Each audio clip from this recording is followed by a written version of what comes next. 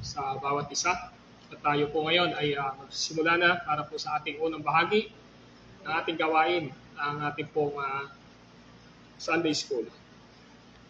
Tayo muna po ay manalangin. Panginoon po naming Diyos na banal at makapangyarihan sa lahat,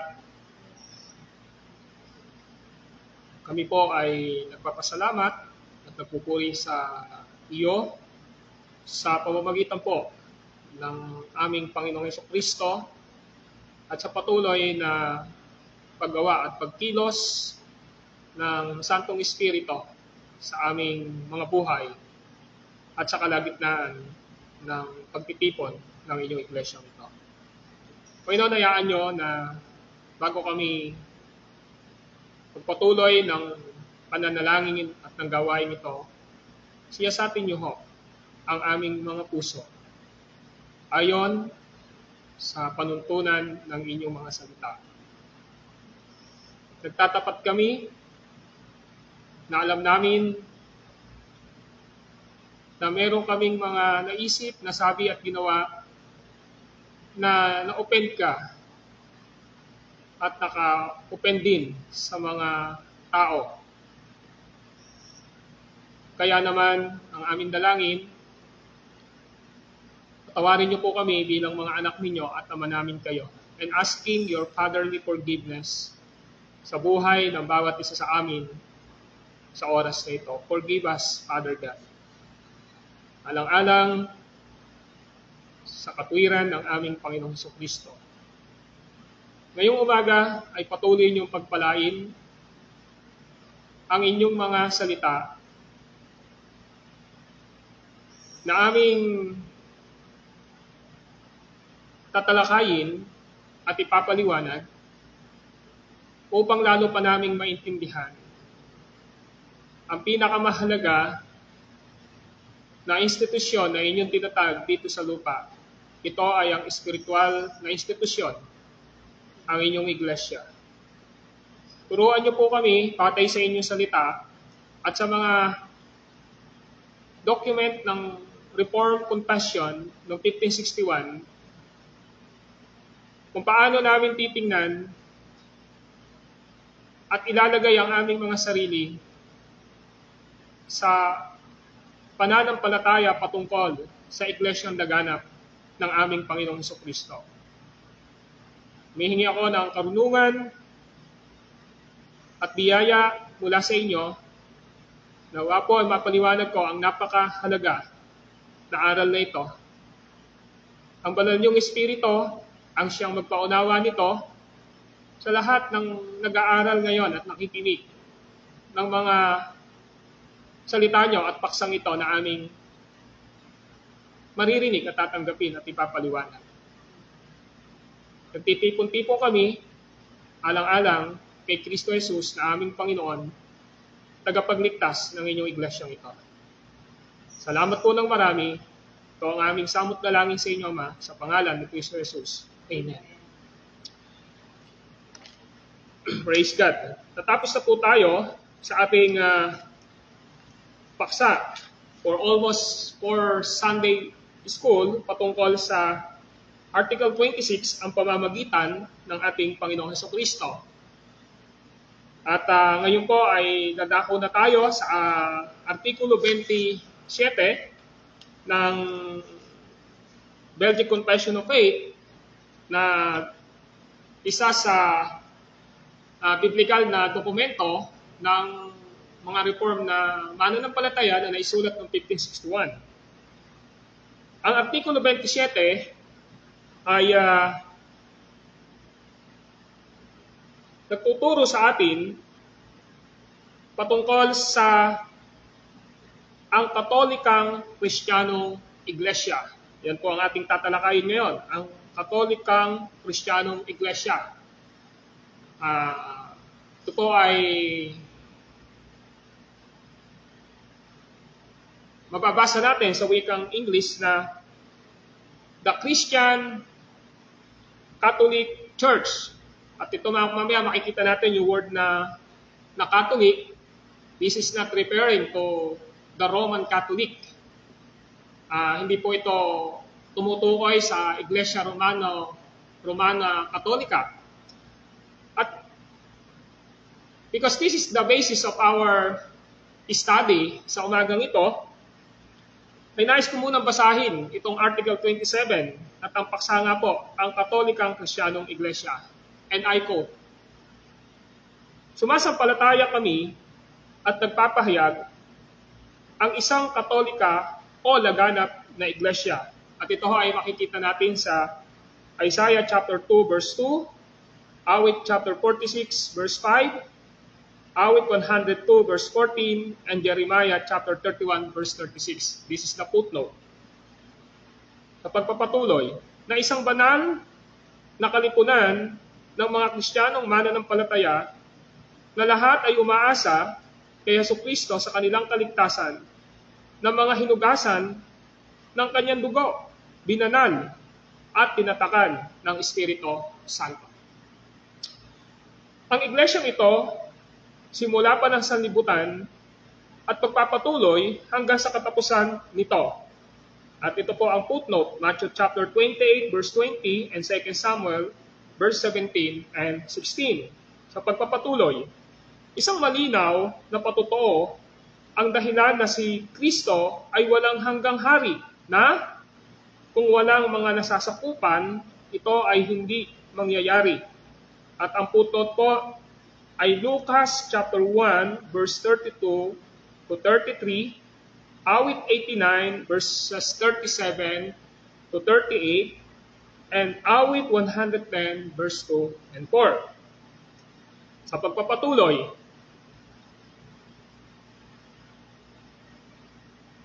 ang banal na iglesyang ito ay pinangangalagaan o tinutulungan ng Diyos laban sa pangangalit ng buong sanlibutan. At ang footnote po ay Matthew chapter 16 verse 18, Juan 16:33, Genesis 22:17, and 2 Timothy chapter 2 verse 9. Pagpapatuloy, bagamat siya magkaminsan ay makikitang napakaliit at sa mata ng mga tao ay mauuwi sa paglaho tulad ng panahon ng mapanganib na paghahari ni Ahab nang ang Panginoon ay nagpahayag, "Gayunmay, iiwang ko'y 7,000 sa Israel, lahat ng tuhod na hindi nagsiluhod kay Baal." At ito pong footnote ay Romans chapter 12 verse 4, Romans chapter 11 verses 2 and 4, Unang Hari chapter 19 verse 18, Isaiah chapter 1 verse 9, and Romans chapter 9 verse 29. Sa pagpapatuloy, dagdag pa, ang banal na iglesyang ito ay hindi sakop lamang, saklaw o limitado sa isang dako o sa ilang mga tao. Bagkus ay nagkalat at laganap sa buong sanlibutan. Gayunpamay, na pag-uugnay-ugnay sa puso at kalooban, at yan ay makikita natin sa Gawa 4:37, ang footnote, at sa pagpapatuloy sa pamamagitan ng pananampalataya sa iisa at parehong Espiritu. At ang footnote ay Ephesians chapter 4, verse 3 and 4. Quote, and then. Yan ho ang sinasabi ng Article 27 patungkol sa Katolikang Kristiyanong Iglesia. Itong Belgic Confession na ito ay sinuplayan ng document pa ng Protestanteng Reformasyon sa Heidelberg Catechism. Ang Heidelberg Catechism ay naisulat noong 1563. 1 year ang pagitan, 1561 ang Belgic Confession, and then 1563 po ang Heidelberg Catechism. Tinalakay itong Katolikang Kristiyanong Iglesia sa Lord's Day 7, question and answer 23. At ganito po ang sabi sa artikulo 9. Ang sabi ay ganito, and I quote, "Sa banal na iglesyang naganap sa kapulungan ng mga taong binanal. Ito ay tumutukoy sa patungkol sa ano ba ang ebanghelyo ng ating Panginoon. At mapapansin natin dito sa Heidelberg Catechism na ito, doon sa Article 9, sabi ron, sa banal na iglesyang laganap sa kapulungan ng mga taong binanal. Now, what is my point? Now, this is the point. Ang Heidelberg Catechism, Question and Answer 23, at ang Belgic Confession of Faith ng Article 27 ay ang buod ng Apostle Creed na naisulat ng hindi aaga pa kaysa sa huling bahagi ng ika-5 siglo. Kung mapapansin po natin, itong Heidelberg Catechism patungkol dito sa Universal Church o sa Katolikang Kristiyanong Iglesia at itong Heidelberg Catechism, ito ho ay buod, ito ho ay summary ng Apostle Creed. Alam niyo, yung Apostle Creed, this is the ecumenical creed. Ecumenical creed po ito ng mga protestante, na naisulat ng hindi aaga kaysa sa huling bahagi ng ika-5 siglo. So mapapansin natin, maliwanag ito na 500 AD, pababa, ika-5 siglo pa lamang, ay itinuturo na ho ang Universal Church. Tinuturo na ho ang Iglesyang Laganap. Tinuturo na ho ang Katolikang Kristiyanong Iglesia. Now, this is clear na this is not Roman Catholic o Romano-Katolika na Iglesia, because 500 AD pababa ay pinapakilala na itong aral na ito. Kapag sinabing Katolikang Kristiyanong Iglesia o yung tinatawag na Catholic Christian Church, ito ay hindi tumutukoy sa Romano-Katolika, kundi sa mga iglesyang laganap. So ito ay tumutukoy sa mga iglesyang laganap. Kaya yung iglesyang laganap na ito, ibig sabihin, hindi lang ho ito sa Pilipinas, hindi lang ho ito sa Amerika, ito ho ay sa lahat ng kontinente na mayroong mga mananampalataya na kung saan ang sabi ng Article 27 ay kaparehas ng pananampalataya. Ang sabi ron, nagkakaugnay-ugnay sila sa puso at kalooban sa pamamagitan ng pananampalataya. Iisang pananampalataya at iisang espiritu. Now, kaya ang Artikulo 27 ng Belgic Confession ay nagsasabi ng ganito. Ang sabi rito ay ganito: sumasampalataya kami at nagpapahayag ang isang Katolika o laganap na iglesia na isang banal na kalipunan ng mga Kristiyanong mananampalataya na lahat ay umaasa kay Jesucristo sa kanilang kaligtasan ng mga hinugasan ng kanyang dugo, binanal at tinatakan ng Espiritu Santo. So napakaliwanag ho na pinapakita rito na ito ay mayroong iisang aral. Ang sabi rito ay umaasa, kanino umaasa? Umaasa kay Jesucristo sa kanilang kaligtasan. Ang Roman Catholic po ay hindi umaasa ng kaligtasan kay Jesucristo lamang. Alam natin sa pag-aaral natin sa Article 26 na para makarating ka sa Ama, hindi lang si Kristo ang tagapamagitan o mediator, hindi lang siya ang ating advocate. Ang daming advocate, ang daming tagapamagitan Roman Catholic, yung mga Diyos-Diyosan na kanilang pinag-uukulan ng kanilang pananampalataya. Ayan, katulad ngayon, meron na namang pista ng Nazareno. Milyon-milyon daw ang pupunta at doon nila inilalagak ang kanilang paniniwala. Nakita natin na maliwanag na hindi sila ang pinapatungkulan ng Artikulo 27 ng reform na confession ng Belgic Confession na isulat noong 1561. And even noong 500, nung ika-5 siglo ng Apostol Creed. Kaya malinaw sa ating confession na sabi na umaasa, sino yung tinatawag na iglesyang laganap na nagkalat ngayon? Yung Catholic Christian Church. Yung Catholic po ay mula po ito sa kahulugan na sinasabi na Universal Church. Pag narinig yung Catholic, Christian Catholic Church, Universal Church po ito, hindi po ito Roman Catholic. Kasi sinabi nga dito ay ito, na lahat ay umaasa kay Jesucristo sa kanilang kaligtasan na mga hinugasan ng kanyang dugo, binanal at tinatakan ng Espiritu Santo. Eh, hindi ho ganun ang teaching ng Roman Catholic. Kaya lunos-lunos sa harapan ng Diyos yung ganung mga bagay na nagiging mediatrix nila ang isang tinatawag nilang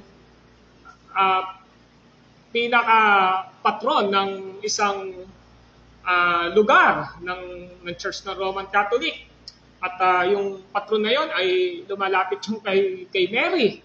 At si Mary naman ay lalapit kay Jesus. Si Jesus naman ay lalapit niya sa Ama. Okay, malinaw na teaching po nila yan.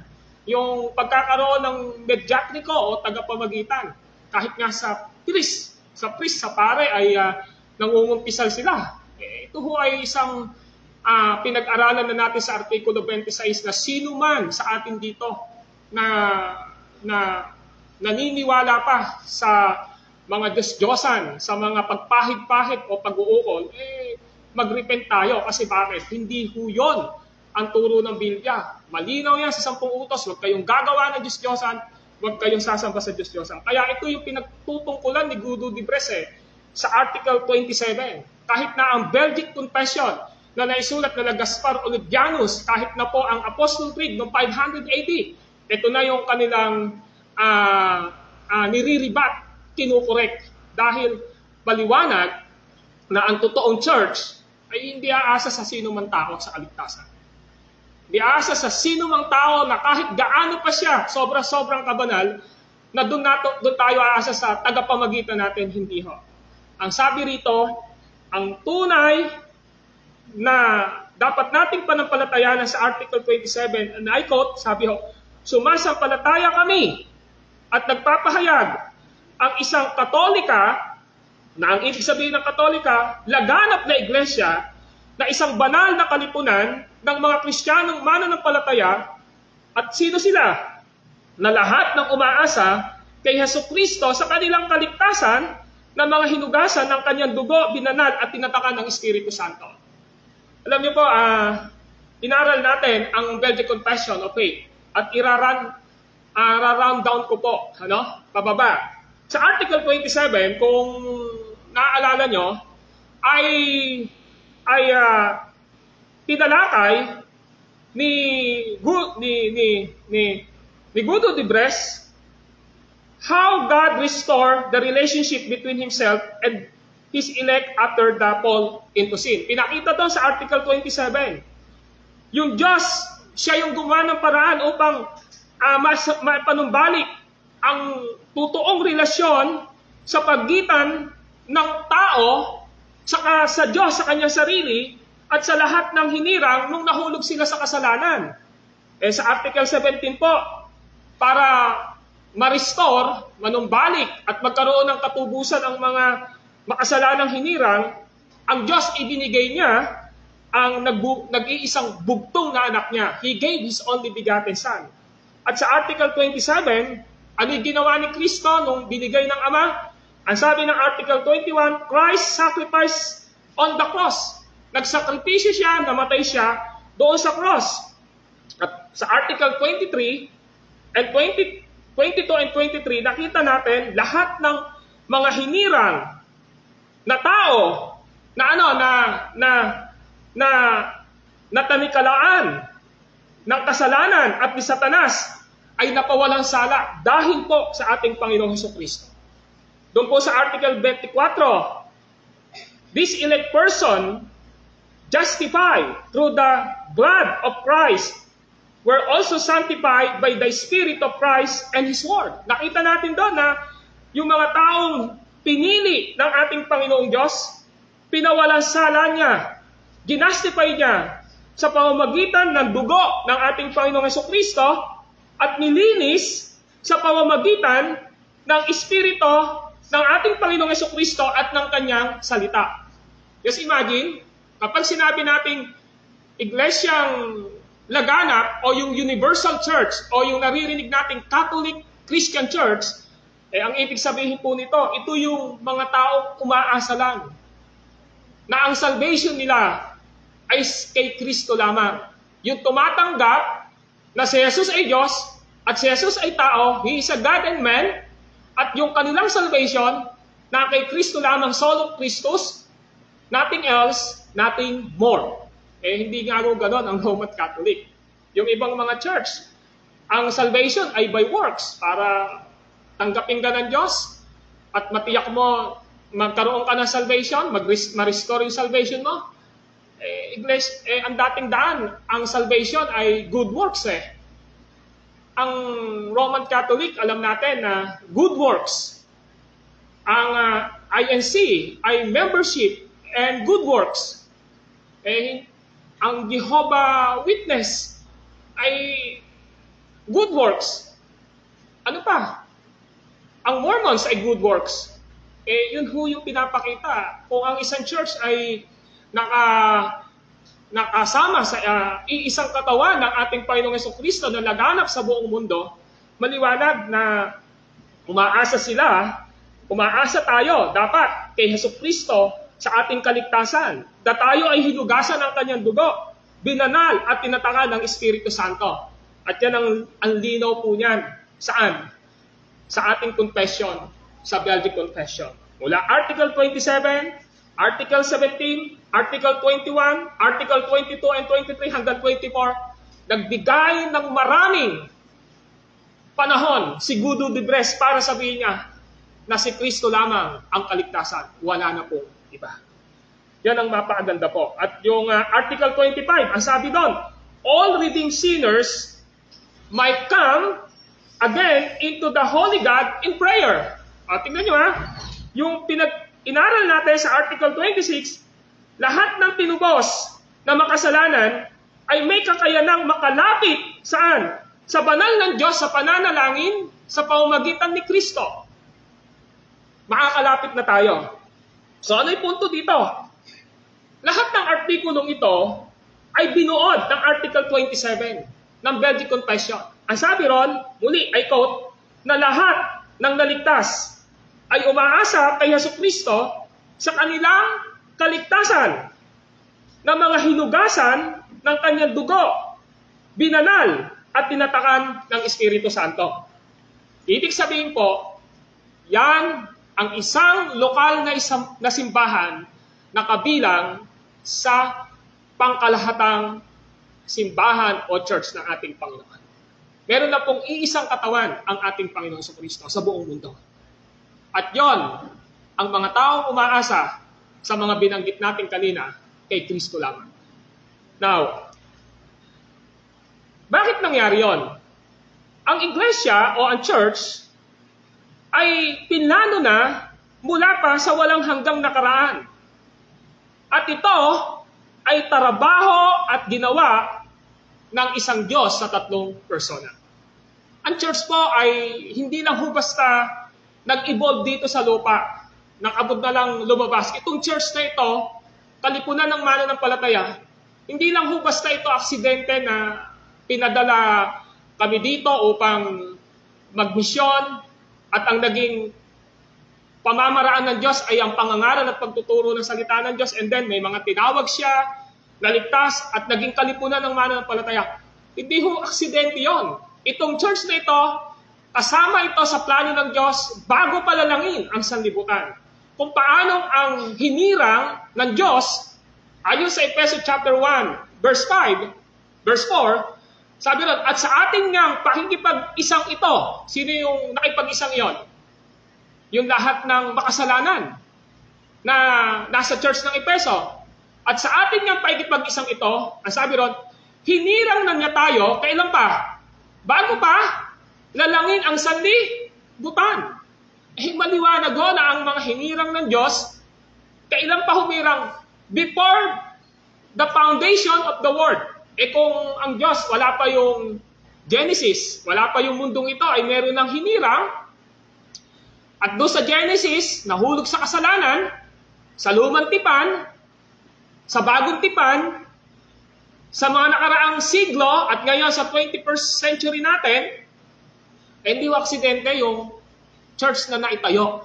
Naitayo ito dahil yung lahat ng bahagi dito ay hinirang ng ating Panginoong Diyos. Kung ang Diyos ay humirang sa lahat ng mundo, pare-parehas ng pananampalataya, ang tawag doon ay Universal Church o Catholic Church. Kaya the church was planned from eternity past and work of the triune God. Ang iglesia ay plano mula sa walang hanggang nakaraan at gawa ng isang Diyos sa tatlong persona. Now, pansinin natin, ang Diyos Ama, ang Diyos Anak, ang Diyos Espiritu Santo, bilang isang Diyos sa tatlong persona, ang bawat isa ay bahagi ng kanyang iglesia. Pag sinabi natin, one God in three person, isang Diyos sila pero tatlong persona. Silang tatlo na persona ang nagplano ng church, ng Universal Church.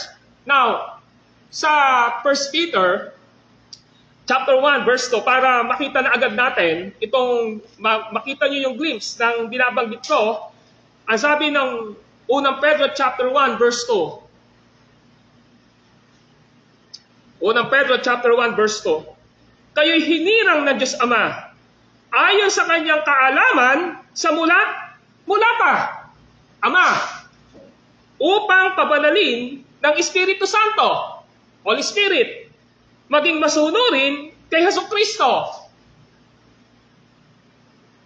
Gagdasan. At maging malinis sa bisa ng kanyang pagkamatay. Dito pa lang ho, ang linaw na ang one God in three person ay involved saan? Sa salvation. Lahat sila ay magkakasama sa paggawa ng kaligtasan ng lahat ng hinirang. Kaya sa church, involved itong tatlong personang ito. And even in Ephesians chapter 1, para lang makita natin, ang sabi ng verse 4, at sa ating nga paikipag-isang ito, hinirang nila tayo bago pa nilikha sa libutan. Mayroon pang pinanggit dyan, hanggang verse 6. Ito'y tumutukoy sa Diyos Ama. Sa verse 3, pagdating ng verse 7, tinubos tayo ni Kristo sa pamamagitan ng kanyang kamatayan. Pagdating ng verse 13, kayo'y may naging bayan ng Diyos nang kayo manalig sa Kanya matapos ninyong marinig ang salita ng katotohanan, ang mabuting balita na nagdudulot ng kaligtasan. Kaya't ipinagkaloob sa inyo ang Espiritu Santong ipinangako ng Diyos bilang tatak ng pagkahirang sa inyo. Ang Espiritu ang katibayan ng mga pangako ng Diyos sa ating mga hinirang hanggang kamtan natin ang lubos ng kaligtasan, purihin natin ang kanyang kadakilaan. You see, the one God in three person are involved in our salvation sa kanyang church. Ang sabi ng Ephesians 1:4, ang Ama ang pumili. Pagdating ng verse 7, yung Panginoong Jesucristo ang tumubos sa atin. Pagdating ng verse 13 and verse 14, yung Holy Spirit ang nag-regenerate at seal ng ating salvation. Kaya, God the Father, God the Son, and God the Holy Spirit, as one God in three person, are each involved to the church. Now, sabing ganon, ng binasa natin, at gusto ko pang i-clarify itong mga bagay na ito. God the Father elected to life certain person from the whole fallen mankind. Ang Diyos Ama ay pumili ng tiyak na tao na bibigyan ng buhay mula sa mga nahulog na tao sa mundong ito. Itong mga hinirang na taong ito, mula pa sa walang hanggan nakaraan, ay ibinigay ng Diyos Ama sa kanyang anak, na kung saan pinag-alayan ng dugo ng ating Panginoong Jesucristo. Para sa mas klaradong detalye ng pag-aaral na yan, puntahan nyo ang John chapter 16, John chapter 6. Yung lahat ng ibibigay sa akin ng Ama, hindi ko itataboy. Lahat ng ibibigay sa akin ng Ama ay muli kong bubuhayin. Even in John chapter 17, para makita nyo na ang Ama, ibinigay niya ang mga hinirang niya sa kanyang bugtong na anak. The Father gave all elect to His Son. Para makita niyo mabuti. Now, yung God the Son redeemed the sinner and gathered them in the church. Yung anak ho, yung bugtong na anak, ang ating Panginoong Jesucristo, tinubos niya ang mga makasalanan at nilikom niya saan? Sa kanyang church. Ito maganda mga kapatid. Titiyakin ng Diyos na lahat ng hinirang ng Ama na ibinigay niya kay Kristo, binorn again ng banal na Espiritu, titiyakin noon ng Diyos, magiging bahagi sila. Magiging bahagi sila ng ano? Magiging bahagi sila ng iglesyang laganap. Yun ho ang dapat nating maintindihan. So ulitin ko, God the Son redeemed the sinners and gathered them in the church. God the Holy Spirit changed the heart of the elect, regenerating them so that among the elect there is ongoing renewal, growth, and an increase in holiness so that in the church there might indeed be the holiness there ought to be. Nakasun nyo? Itong one God in three person na ito, involved sila sa church. Involved sila sa salvation. And I want to clarify again. Ang Diyos Ama, pumili ng tiyak na tao mula sa nahulog na makasalanan. Ang mga hinirang na taong ito, mula pa sa walang hanggang nakaraan, ay ibinigay niya sa kanyang anak na ating Panginoong Jesucristo, na kung saan ang ating Panginoong Jesucristo, inalay niya ang kanyang dugo para sa mga hinirang ng Ama na ibinigay kay Kristo.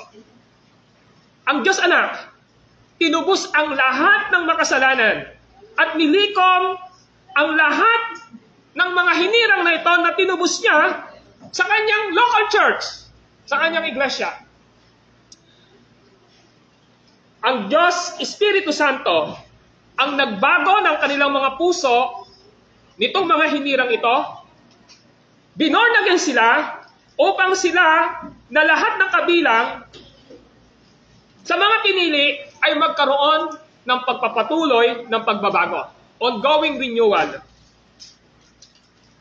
At patuloy na umangat ang kanilang kabanalan upang sila ay maging bahagi ng kanyang church na mayroong kabanalan. So this is the universal church. Ito yung sinasabi. Tandaan natin, there is one body of Jesus Christ. And that is church. Ibig sabihin po, yung salitang universal church, yung pangkalahatang iglesia ng ating Panginoong Diyos, at ito ay tinawag na one holy Catholic church, ay tumutukoy na ang church ng ating Panginoong Jesus ay universal, pangkalahatan. And this is not referring to Roman Catholic. Because our creed, pababa ng 500 AD, ay meron ng Apostle Creed. Sinulat noong 1561 ang Belgic Confession of Faith patungkol sa iglesyang laganap.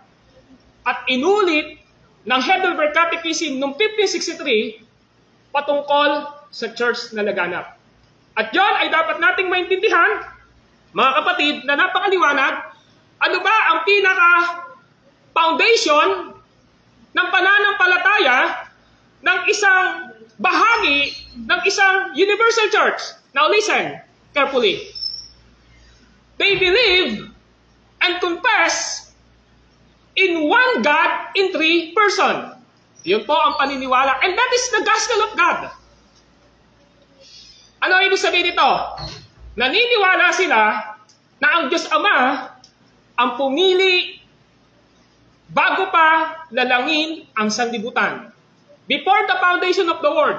Wala pa ang Genesis chapter 1. Hindi pa nahuhulog si Adam sa Genesis chapter 3. Ang sabi ng Ephesians chapter 1 verse 4. At sa ating nga pakikipag-isang ito, hinirang na niya tayo, kailan? Bago pa lalangin ang sanlibutan. Before the foundation of the world. Before the world began. And then nakita natin in Ephesians chapter 1 verse 7. We are redeemed by the blood of Jesus Christ. Tinubos tayo sa pamamagitan ng ating Panginoong Jesucristo. At pagdating ng verse 11 hanggang 13, we are regenerated by the Holy Spirit. Binornagin tayo ng banal na Espiritu na siyang selyo ng ating kaligtasan. In other words, ang mga bahagi ng Holy Catholic Church, this is not referring to Roman Catholic. Sasabihin ko sa inyo, dahil Roman Catholic sila, ang pinag-aaralan natin ay Catholic Christian Church.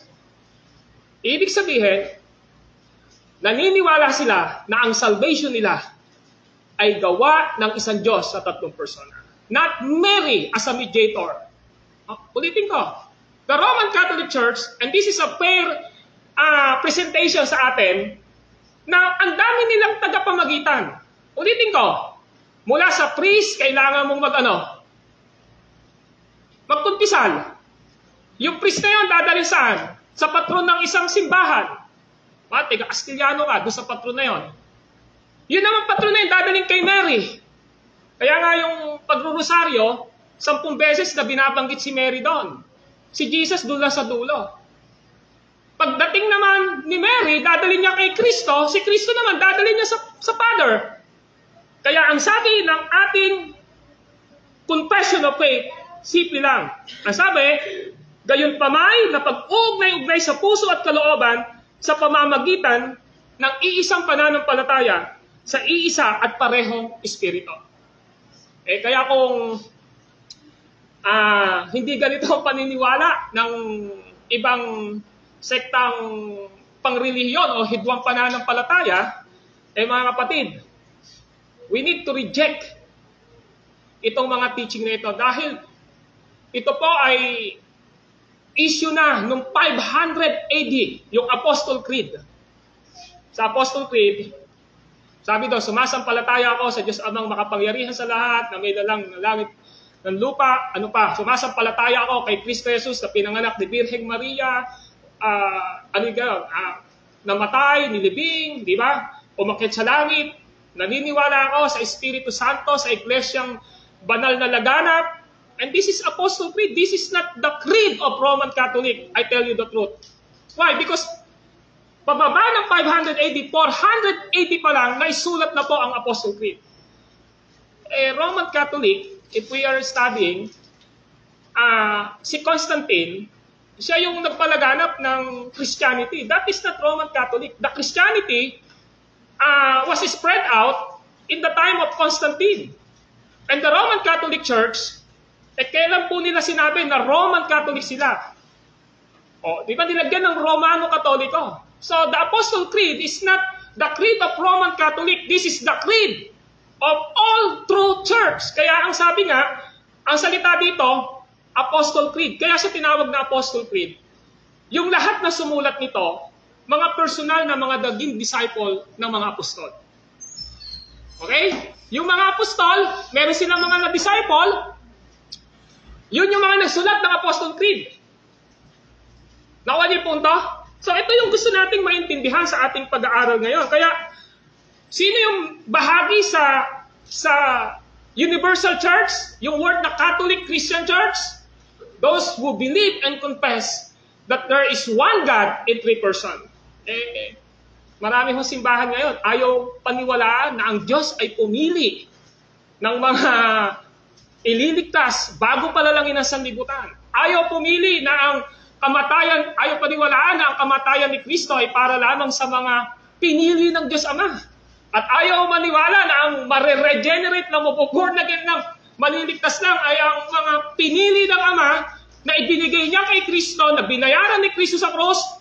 Yun lang ang trabaho na i-regenerate, i-born again, babaguhin, pagkakalooban ng pananampalataya, pagsasisi, pagtalikod sa kasalanan, at si Jesus ay magiging tagapagligtas at Diyos ng kanilang buhay, itong mga pinili ng Ama, tinubos lamang ni Kristo. Even in the so-called Protestant circle, evangelical, Pentecostal, they don't believe. Itong pinag-aaralan natin ito na the absolute sovereignty of God in the salvation of elect sinner. Mahalaga po ito, mga kapatid. Kaya ito ay ang confession din ng Heidelberg Catechism sa Lord's Day 21, question and answer 54. And I quote, ang sabi dito, ano ang pinaniniwalaan mo tungkol sa banal na iglesyang laganap ni Kristo? Now listen, those who are included, sino man ho na kasama sa iglesyang laganap o Universal Church o Catholic Church, tinalakay po ito ng Lord's Day 21, question and answer 54 ng ating confession. Kaya ang tanong, ano ang pinaniniwalaan mo o nila tungkol sa banal na iglesyang laganap ni Kristo? Ito ang sagot. Na ang anak ng Diyos, mula pa sa simula hanggang sa katapusan ng daigdig. John 10:11, Genesis 26 verse 4, at sa pamamagitan ng kanyang espiritu at salita, Isaiah 59:21, ay kinalap, nilikom, based on Romans 9:24, Ephesians 1:10, kinalap ng ating Panginoong Jesucristo, pinagtanggol, inilaan para sa Kanya, John 10:16, ang iglesia na Kanyang hinirang mula sa katauhan, Deuteronomy chapter 10 verse 14 and 15, upang magtamo ng buhay na walang hanggan, Gawa 13:48, at ayon sa tunay na pananampalataya, ako'y buhay na bahagi ng iglesyang ito, 1 Corinthians 1:8 and Romans chapter 8 verse 35. You see, even the Heidelberg Catechism na naisulat noong 1563, sinabi na, ano yan dapat mo paniwalaan kapag ka ikaw ay bahagi sa isang iglesyang laganap? Sa Catholic Church, Universal Church, simple lang ang sagot. Ang anak ng Diyos, paniwalaan mo, si Jesucristo, mula pa sa simula hanggang sa katapusan ng daigdig, at sa pamamagitan ng kanyang espiritu at salita, ay kinalap, pinagtanggol, inilaan para sa kanya ang iglesia na kanyang hinirang mula sa sangkatauhan. Bakit? Upang magtamo ng buhay na walang hanggan, at ayon sa tunay na pananampalataya, ako'y buhay na bahagi ng iglesyang ito. The purpose of the church is for the salvation of elect sinners. Mapapahamak tayong lahat sa apoy ng impyerno, mga kapatid.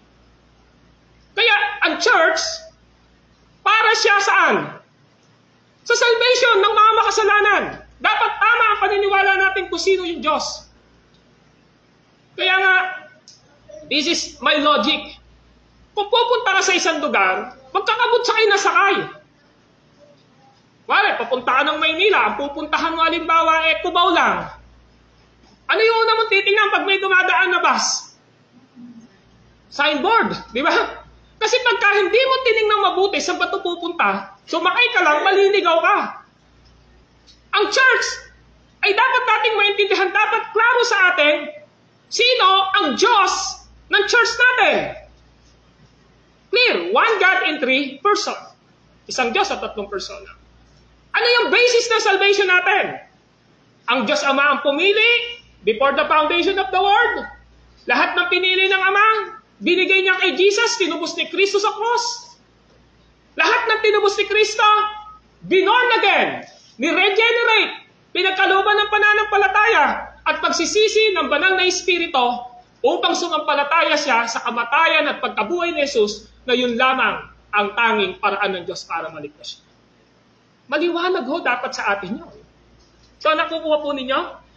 And lastly, Heidelberg Catechism, Lord's Day 21, question answer 54, it's talk about visible one church of Christ. Tumutukoy po ito sa nakikitang iglesia ng ating Panginoong Kristo. Ito po ay nagsimula sa Lumang Tipan. Even in the Old Testament, there is Church of God. May church na po ang ating Panginoon. Halimbawa, Genesis 26 verse 4, and even John 10:11, it is clear that there is Old Testament church. And typology is the Israel. Israel po is typology of Old Testament church. Number 2, it established by His Spirit and Word. Nagagawa ang isang church dahil saan? Sa Espiritu at salita ng ating Panginoong Kristo. Kaya nga, di ba, our church planting in Mallorca, ano yung paraan natin para yung mga tao maligtas? Teaching, preaching, and sharing the Word of God. At kapag ang Holy Spirit kumuha sa kanila, ni-regenerate sila, meaning, isa sila sa pinili ng Diyos Ama at tinubos ni Kristo. Tama po ba? At naligtas sila. Itong lahat ng ito, 10 man yan, 5 man yan, na naligtas at pinagsama-sama mo, they called church. Ang tawag sa kanila ay church. Why? Bagamat secondary, ang explanation ng Matthew chapter 17, may 2 man o 3 o higit pa na nagtitipon. Sa aking pangalan, sabi ni Jesus, nandun ako sa kalagitnaan nila. Bagamat secondary interpretation yon, nagpapakita rito, the church is a gathering of elect sinner who saved by Jesus Christ and regenerated by the Holy Spirit. So it was established by the Spirit and the Holy Spirit, the Word of Jesus Christ, so that they gather, malikom sila. And number 3, ito ay ang iglesia na kanyang hinirang mula sa sangkatauhan. Andito sa mundong ito, ang church ng ating Panginoon, and this is called visible church. Of course, there is iglesyang hindi nakikita. At alam nyo kung asan yun? Yung nasa langit. Kaya nga, may church po na triumphant church. Nagtagumpay na church na, sila yung nasa langit. Meron naman pong mga church ngayon na nakikipagtunggali. At tayo huyon, nakikipagtunggali sa dyablo, sa gawa ng sanglibutan, sa gawa ng daman. Okay, number 4, upang magtamo ng buhay na walang hanggan. Salvation. And lastly, here members. Ano yung members ng church? Ayon sa tamang pananampalataya, ako'y buhay na bahagi ng iglesyang ito. And that is from 1 Corinthians chapter 1 verse 8 to 9 and Romans chapter 8 verse 35. So, our church is a member of the universal church ng mundong ito. 5 continent ba? 5 kontinente ba ang buong mundo? O 7? 7 continent. Nakalagana po ang church ng ating Panginoon. At pag-aaralan natin later on na ang iglesyang laganap na ito ay matatagpuan sa mga lokal na iglesia ng ating Panginoon na mayroong iisang pananampalataya. So, bakit po mahalaga na aralin natin itong Universal Church o Catholic Christian Church? Bakit mahalaga na aralin natin ito? Mahalaga ito because once and for all, minsan lang tayo mabubuhay sa mundong ito. At kung mapupunta tayo, saan?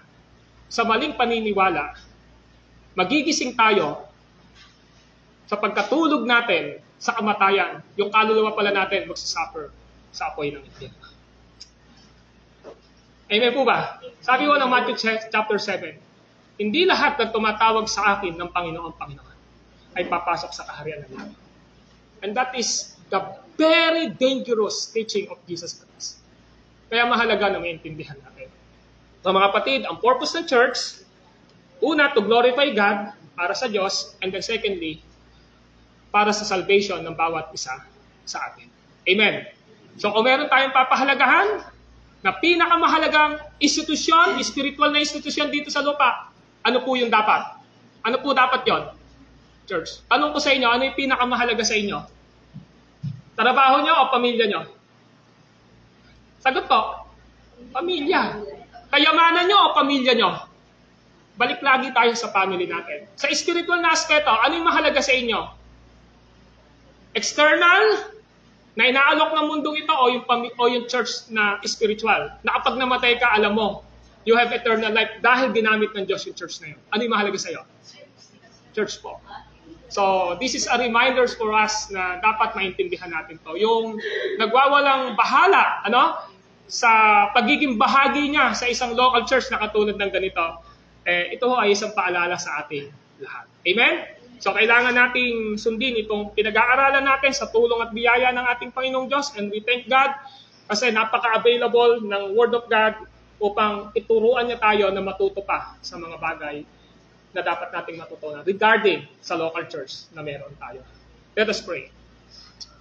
Panginoon po naming Diyos na banal at makapangyarihan sa lahat, kami ho ay nagpapasalamat at nagpupuri sa inyo sapagkat hindi nyo pinahintulutan at hinayaan na ang inyong church ay mga pa sa dapat panampalatayanan at dapat isabuhay na pananampalataya.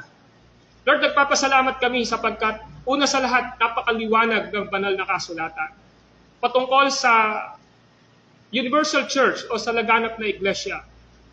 Nagpapasalamat din po kami sapagkat bago mag 500 AD na isulat na ang Apostle Creed patungkol po sa paniniwala sa church, Panginoon, at sa mga aral nito. Nagpapasalamat kami noong 1561 na isulat ang Belgic Confession of Faith under your guidance sa manunulat na si Guido de Bresse. Nagpapasalamat din kami noong 1563 na isulat na po ito sa Belgic Confession sa Heidelberg Catechism na nasulat na Gaspar Olivianus at ng kanyang mga kasama. Lord, bakit po pinreserve nyo ang lahat ng ito? Simply to say, Lord, alam namin dahil napakahalaga ng inyong church. Itong church nyo ito ay iglesyang nakikita at ito ay tinatawag na inaugurated kingdom. Ito ay pinasinayahan na kaharian ninyo dito sa lupa. Na sa pamamagitan ng inyong church na ito, ay may mga taong naliligtas sapagkat pinapangaral at tinuturo ang ebanghelyo ninyo, ang ebanghelyo ng Diyos, ang isang Diyos sa tatlong persona. Lahat ng hinirang ninyo, lahat ng pinag-alayan ng kamatayan ni Kristo sa krus, 2,000 taon nang nakalilipas, ay titiyakin ninyo na kapag narinig ang inyong ebanghelyong ito, ang kamatayan at pagkabuhay ni Jesus ay mararanasan ng isang bagong kapanganakang espiritual na gawa ng banal na Espiritu upang sampalatayanan niya ang aming Panginoong Jesucristo sa kanyang buhay. Lord, nagpapasalamat kami sa munti ninyong iglesyang ito na sinimulan. Na bagamat mabibilang sa kamay ang bawat isa sa amin, pero napaka-precious ng lahat ng hinirang nyo na bahagi nito dahil kayo ang nagplano. Pinag-alayan ito ng dugo ng aming Panginoong Jesus. Pinatakan ng banal na Espiritu upang mamuhay ng may kabanalan ayon sa salita ng aming Panginoong Jesus.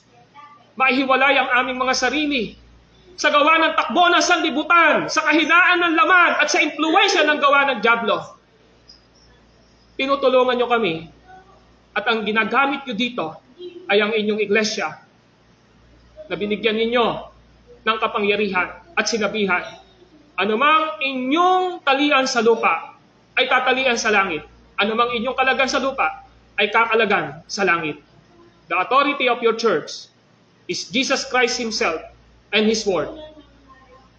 Kaya nagpapasalamat kami dahil sa inyo may buhay na walang hanggang kami. At naiingatan niyo po kami sa buhay na walang hanggan. This is our prayer in Christ's name. Amen and amen. Okay, we have a break and after that po, meron na tayong second service.